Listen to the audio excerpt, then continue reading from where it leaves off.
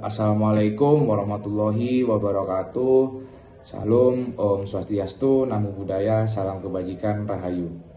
Selamat sore, yang terhormat Profesor Dr. Gufron, SHMH, selaku dosen pengajar mata kuliah Manajemen Kantor Hukum. Baik, selanjutnya perkenalkan nama saya Khotibul Umam dengan NIM 1312300-252 selaku moderator presentasi pada kelompok 3. Baik, sebelumnya perkenalkan juga kelompok kami.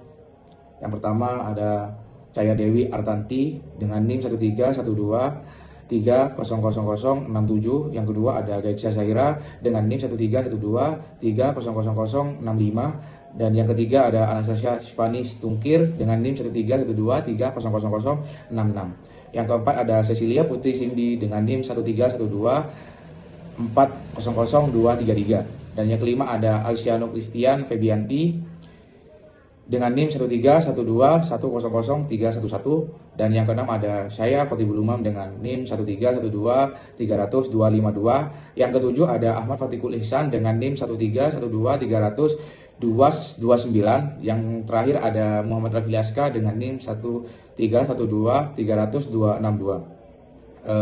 Sebelum kita masuki daftar isi dari pembahasan kami akan memperkenalkan bahwa tugas kami yaitu sebuah institusi hukum yang berdedikasi tinggi, yaitu Kantor Hukum Nawasena Law Firm, sebuah firma hukum yang berpegang teguh pada integritas, profesionalisme, dan visi yang berorientasi pada masa depan.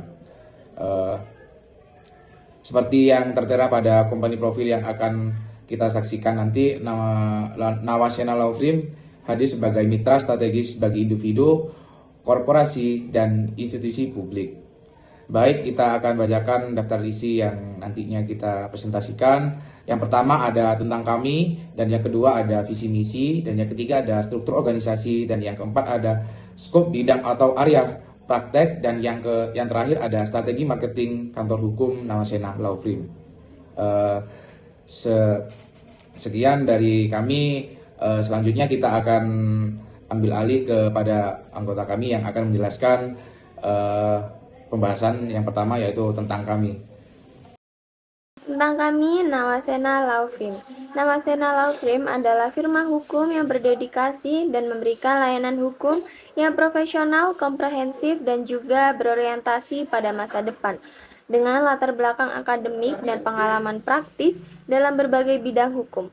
Kami hadir sebagai mitra strategis bagi individu, korporasi, dan institusi publik dalam menghadapi tantangan hukum yang kompleks dan multidimensi. Didukung oleh tim advokat dan konsultan hukum yang berintegritas, kami telah menangani berbagai perkara mulai dari sengketa perdata, hukum bisnis, litigasi pidana, hingga isu-isu hukum publik seperti kebijakan pemerintah, perizinan usaha, dan konflik administratif. Kami memahami bahwa sengketa hukum bukan hanya soal legalitas, tapi juga menyangkut keberlangsungan usaha, reputasi, dan hak-hak fundamental klien. Komitmen utama kami adalah memberikan solusi hukum terbaik dengan pendekatan yang berbasis pada integritas, kebijaksanaan, dan keahlian hukum yang mendalam.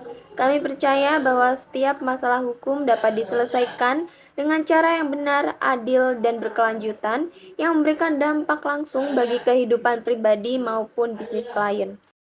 Kantor kami tentu memiliki visi dan misi yang menjadi pedoman kerja baik untuk advokat maupun staf, membangun identitas dan citra profesional di mata masyarakat, dan menjadi komitmen terhadap etika dan hukum dalam pelayanannya. Visi menjadi firma hukum terpercaya yang memberikan dampak nyata bagi kehidupan pribadi dan bisnis klien melalui layanan hukum yang profesional, berintegritas, dan berorientasi pada masa depan. Misi yang pertama, memberikan layanan hukum yang profesional dan solutif, baik litigasi maupun non-litigasi.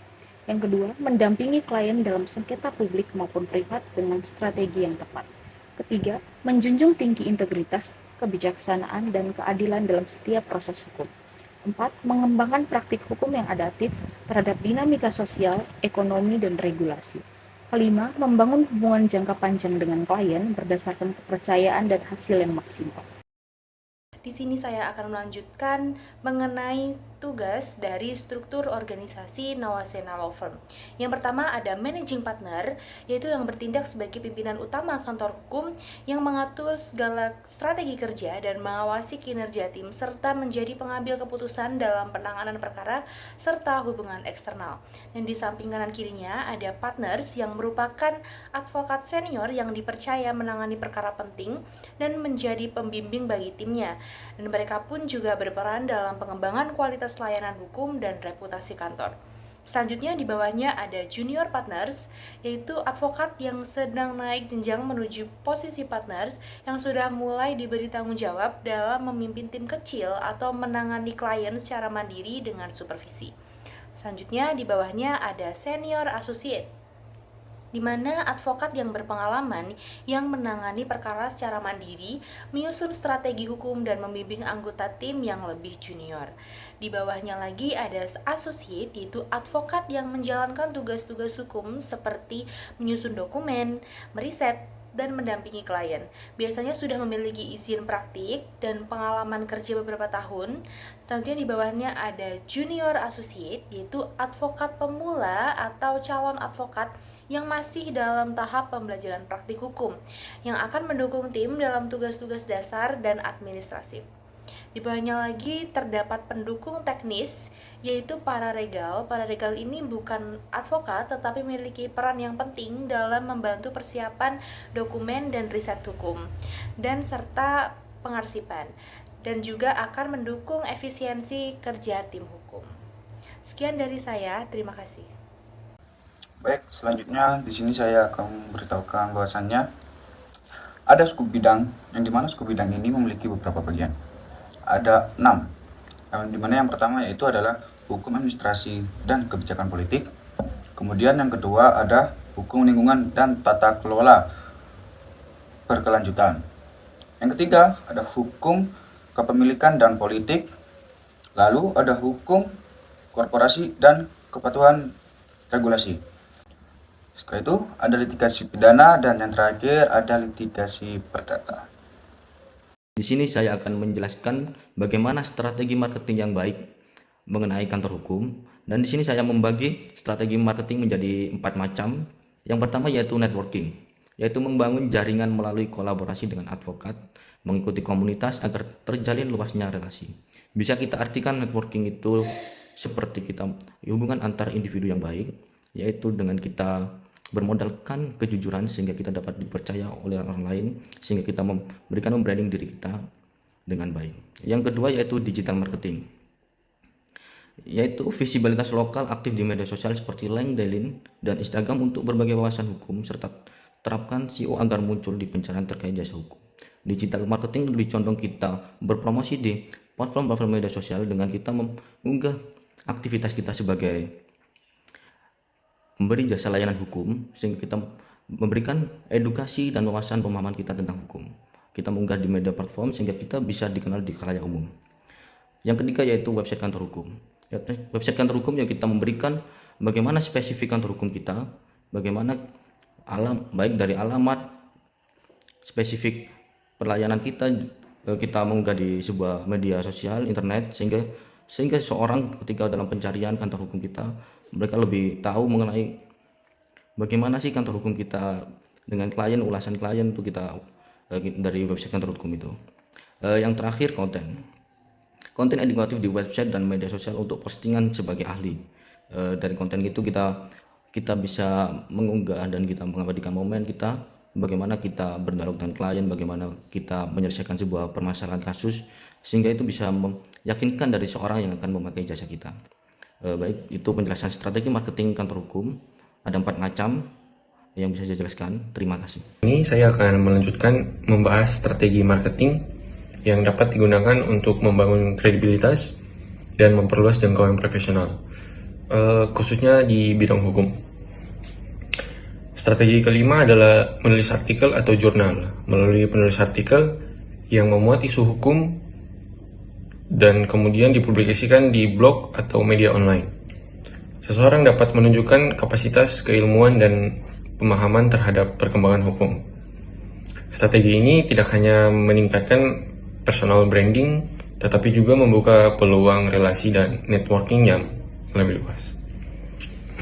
Strategi keenam adalah menjadi keynote speaker dengan menjadi pembicara dalam webinar, seminar, atau forum diskusi. Seorang profesional dapat membagikan pengetahuan dan pengalamannya secara langsung kepada publik. Strategi yang ketujuh adalah membuat opini hukum atau studi kasus.